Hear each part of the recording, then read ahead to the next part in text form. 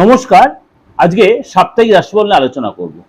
সাপ্তাহিক রাশিফল বলতে 30শে জুন টু 6 জুলাই, অর্থাৎ জুন মাসের একদম শেষ দিন থেকে জুলাইয়ের ফার্স্ট উইক কেমন যাবে।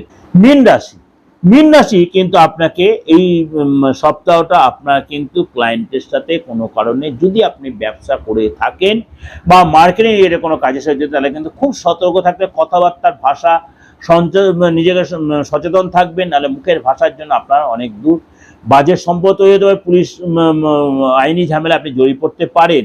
নিজেকে কন্ট্রোল লাগবে, ধনলাভ হবে, কিন্তু আপনার ক্লায়েন্টের সাথে ভীষণ তর্ক বিতর্কে বাদ বেঁধে জড়াতে হবে, তাকে নক করতে হবে। কেরিয়ার জায়গাটা ভালো থাকবে, বিশেষ করে কাজের জায়গাটা, প্রাইভেট হোক সরকারি যে কাজেই থাকুক, আপনার কেরিয়ার জায়গাটা ভালো থাকবে। বস আপনার প্রশংসা করবে, বস আপনাকে অ্যাডভাইস, অবশ্যই অ্যাডভাইসটা নেওয়ার চেষ্টা, গোয়ারতামি করবেন না, একগুঁয়েপনা দেখাবেন না, তাহলে কিন্তু আপনি ফেসে যাবেন। বসের অ্যাডভাইস আপনি চলতে পারেন, তাহলে সারাটা সাথে খুব সুন্দরভাবে আপনি স্মুথলি কাটিয়ে দিতে পারবেন।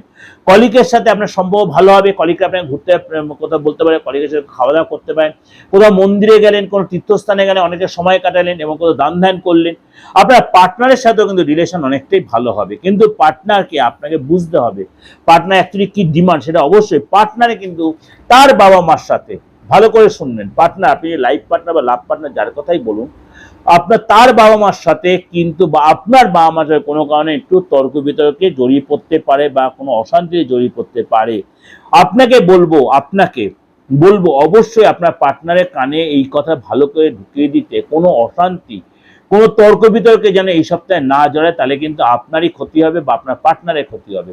এই ঘটনাগুলো অবশ্যই যদি সেরকম সিচুয়েশনে পড়েন, সেগুলোকে একদম ইগনোর করবেন, সেগুলো একদম অ্যাভয়েড করবেন এবং মাথা ঠান্ডা করে সেই জায়গাতে বেরিয়ে আসবেন। নিজে থেকে কোনো অশান্তিতে জড়াবেন না, তাহলে কিন্তু সেটা তিলকে তাল হতে পারে।